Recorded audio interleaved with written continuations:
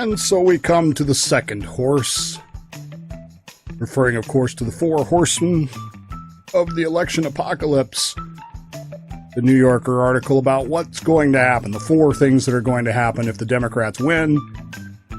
Presuming they hold the House, they take the Senate, and Joe Biden wins the presidency. New Yorker postulated that there were four things that were going to happen. The end of the cloture rule, which we talked about yesterday. The statehood for D.C., statehood for Puerto Rico, the expansion of the lower courts, and the expansion of the Supreme Court. And we're looking at these individually. Yesterday we talked about cloture, and reality of it is that's going to happen whether the Democrats win or not. Cloture has run its course. It never did what it was supposed to do, and therefore it was problematic all along. And so we move on to the second item, which is, of course, D.C. statehood, and the question of that as the second horse. Look, we haven't added a state in the United States since 1959. August of 1959, Hawaii was authorized to become a state. 1960, the new flag came out, and that makes this time period very unusual in our history. We added states hand over foot until we got to Hawaii, and then we just stopped. The general process of adding a state is, of course, a state starts life, generally speaking, as a territory, and people move in. They get enough people to meet the criteria to have a congressperson. They apply to become a state. There is an enabling act passed by Congress. That enabling act tells that territory what the steps that they need to do and the conditions that will be acceptable. They design their own constitution, draft their own constitution. They approve that constitution. It's sent to Washington, where it's approved by the president, and then the state becomes a new state. In some cases, there's been some strangeness going on in that. It appears that Ohio never actually bothered to get an enabling act. Nobody can find it. Washington, my state, when they sent the proposed constitution in, the governor forgot to sign it. And this was in the days before overnight mail and email and PDFs and that sort of thing. And so they had to courier another one to him with his signature on it before the president could sign it. We've talked at great length about Nevada and some others as well. But that's the general procedure by which something becomes a state. As you know, Washington, D.C. has approved in the last general election in 2016, a referendum to pursue becoming the 51st state of the United States. And in fact, a few weeks ago, the Congress of the United States, the House, passed legislation authorizing Washington, D.C. to become a state. It's not expected to pass the Senate, and it would be unlikely that President Trump would sign it, even if it did. But the Democrat Party has made it clear that they are in favor of D.C. statehood, and that's why it's assumed that if they take the Senate and the presidency, that it will become a state. That's the conventional wisdom. The reality of it is D.C. is going to become a state. The only real question is when and how many Republicans will actually end up voting for it. You ever ask yourself, why is there a Washington, D.C. in the first place? Our original capital, of course, was in Philadelphia, Independence Hall. We're all well familiar with it. This is where the Continental Congresses met. This is where our Declaration of Independence was signed. Later, it would be where the Constitution would be signed, debated and signed. But it wasn't always our capital. In 1783, however, early to mid-June of 1783, it still was. Philadelphia was still the capital of the United States. The American Revolutionary War had ended officially in 1782, and people were looking to get back to normality. They were looking to get on with the business of the country and back to the business of their lives. But there was a problem.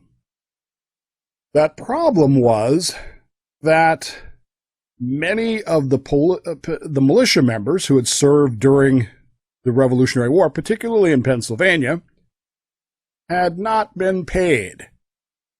And now that the war was over, now that independence and liberty was won, this was a problem. Because Congress had agreed along the way to cover those costs, the states themselves now were not really willing to take up that cause. They weren't really willing to fork over those bucks. This is Congress's job. And Congress, as you may know, in the early part of our country, was highly ineffective. Why? Because all confederations are ineffective for the same reasons throughout history. This one was no different. The Articles of Confederation gave Congress certain powers, but all of them were vetoable by the states. Well, can't really run a national government that way, and this is what we were discovering. In June of 1783, 400 Pennsylvania militiamen got word that they weren't going to get paid again, and they decided that they would let Congress know that they were not happy about this. And so they went to Philadelphia, to Independence Hall, where Congress was meeting, and they essentially took Congress hostage. They essentially went in there and basically said, you either pay us or you will abide with whatever the results of us being here are. Congress, the president of the Congress, people that were there, felt very seriously threatened by these some say as many as 600 militiamen, these veterans of the Revolutionary War, holding Congress hostage for their back pay. It's not the first time this is going to happen in our history, by the way.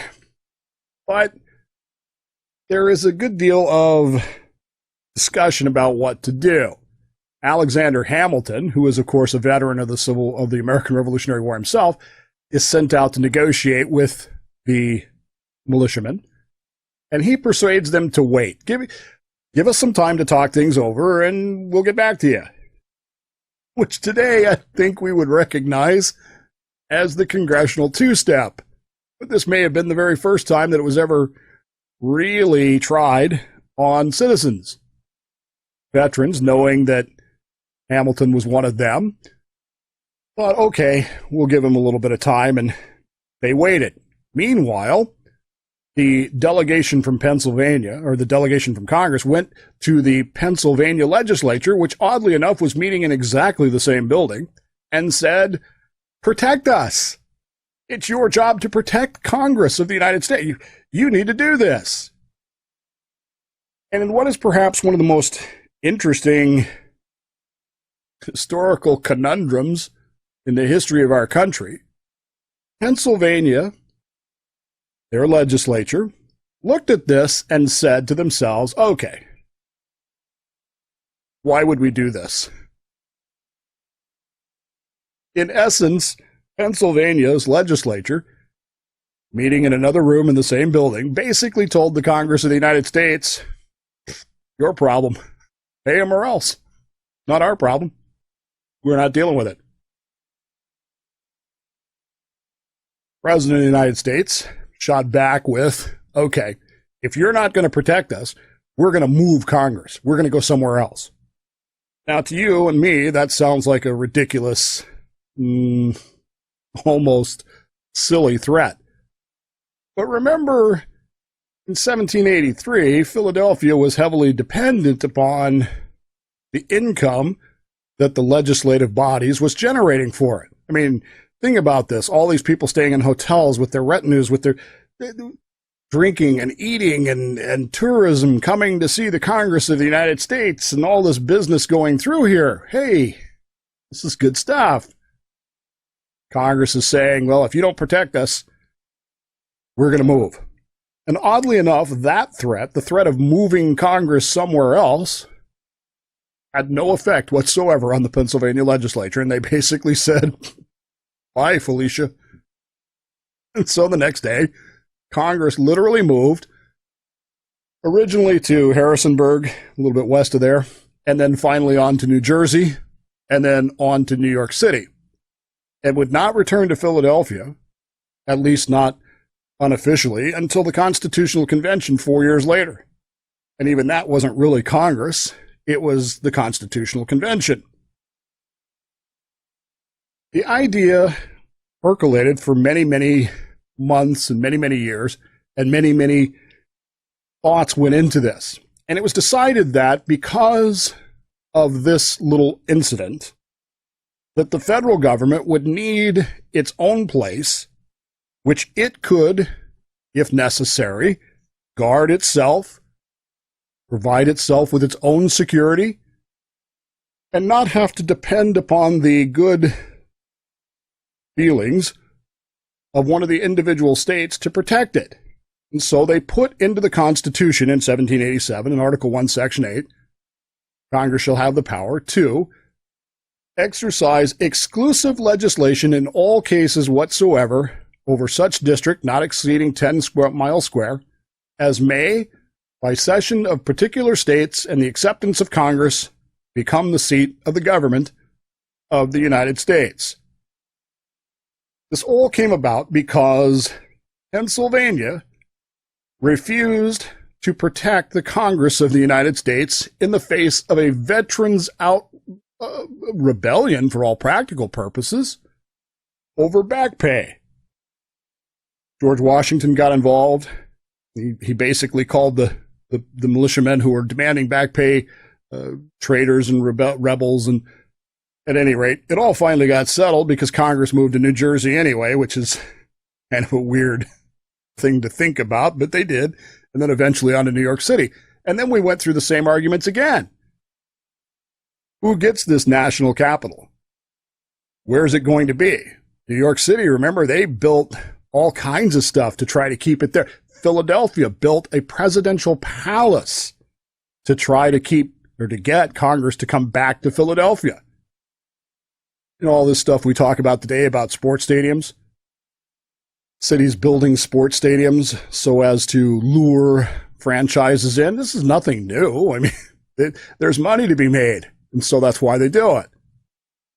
In Federalist 43, Madison argued that the idea was clearly understood because we've got to be able to protect this government, and clearly we can't depend on the states to do this. The states are not going to provide that protection, so Congress will have that ultimate authority over this little area, no more than 10 square miles, and that will keep our government safe and not dependent upon the goodwill of the good people of Pennsylvania or New Jersey or New York or Georgia or wherever. We're not going to spend a lot of time talking about how they chose the area that they did, but ultimately this 10 square miles along the Potomac River was chosen, and territory was ceded from Maryland and from Virginia for the formation of the District of Columbia. You know this. And hitherto there, it has served as our seat of our government, our national government at any rate.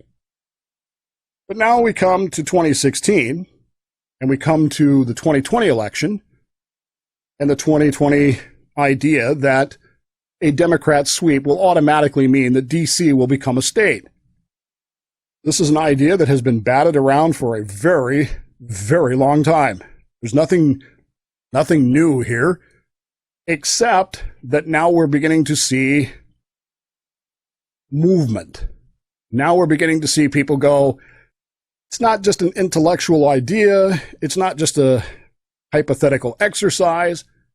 Now there's real emotion, real meaning behind it. For you see, the people of District of Columbia have been disenfranchised and have been made marginal by the lack of statehood and the lack of representation. Hey, we're taxed, we pay income tax, how come we don't have any representation? Taxation without representation, they said.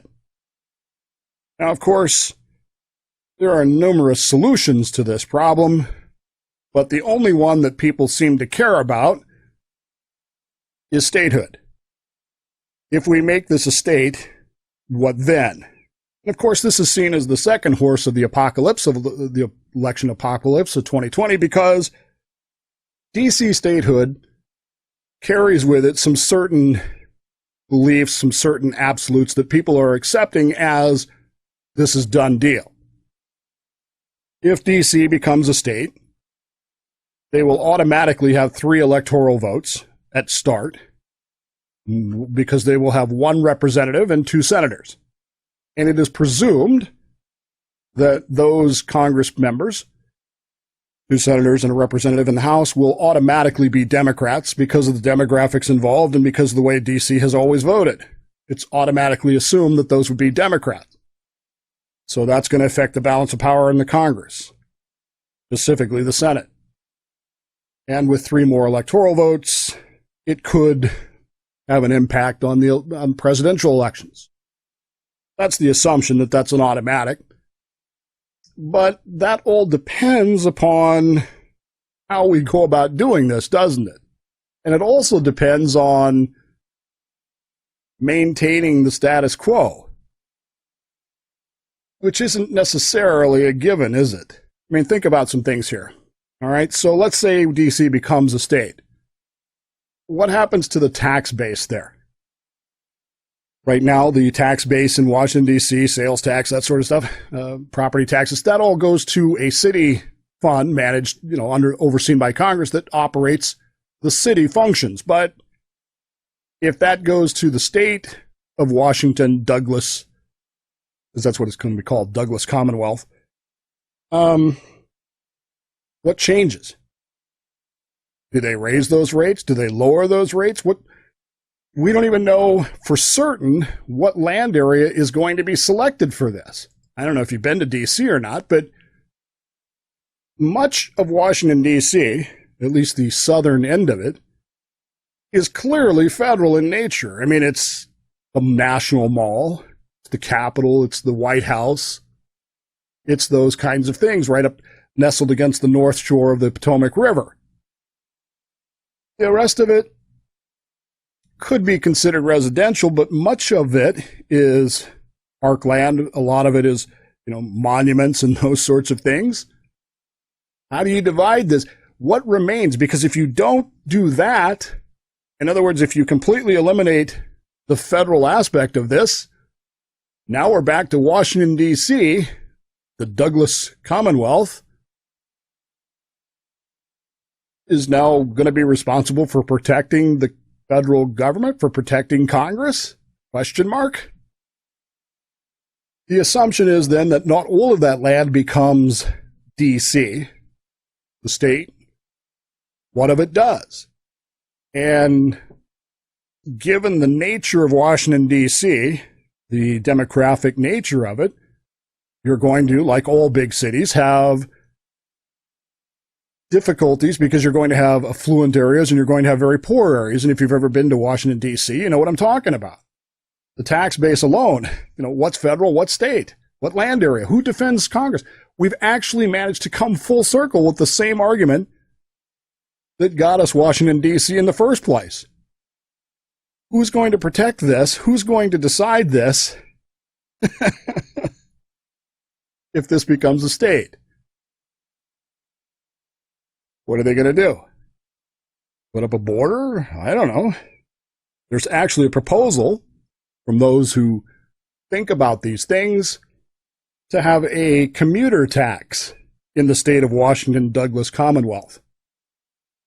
I'm not making that up. So everybody that comes into and through the state of Washington, Douglas Commonwealth on their way to the federal, whatever it becomes, would have to pay a commuter tax. Well, if you know anything about that area at all, and I used to live there for a short time. I didn't live there for very long, but if you know anything about that area, the map is not really telling. It doesn't really tell you what the development of that area is. And a lot of these organizations, a lot of these businesses, a lot of these think tanks, you think they're going to pay that commuter tax? Not a chance. They're going to move across the river into Virginia, into Maryland. They don't in today's world, they don't necessarily need to be. It's nice to be close, but believe me, you don't have to be. And at the end of the day, who then protects Congress? Constitution says 10 square miles, period. But it also says that Congress exercises full authority over that. Could Congress pass a law? Sure. Could they pass a law that says, okay, everybody that lives here, resident here, since you say you're not enfranchised, you're now a voting resident of the state of Maryland. And we'll reapportion Washington, D.C.'s population into Maryland's congressional delegation. Those are ideas that could happen. But in any case, no matter what happens, believe me, Washington, D.C. is going to become a state one way or another. And when it does, I guarantee you that politicians of both parties, thinking politically rather than creatively, are going to vote for it. And we will have come full circle. We have a Washington, D.C. because who's going to protect Congress? None of the states are.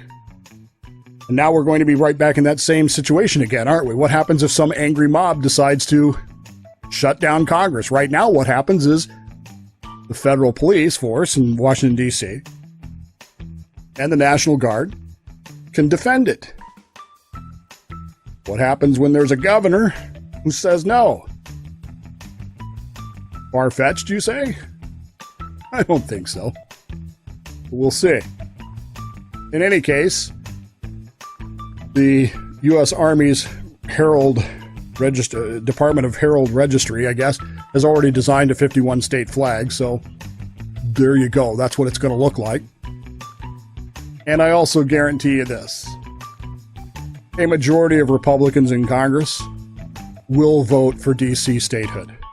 Guaranteed. Right now they won't, but I guarantee you, soon enough, they will. And the second horse of the election apocalypse of 2020 will ride off into the sunset, taking cloture and D.C. statehood right along with it.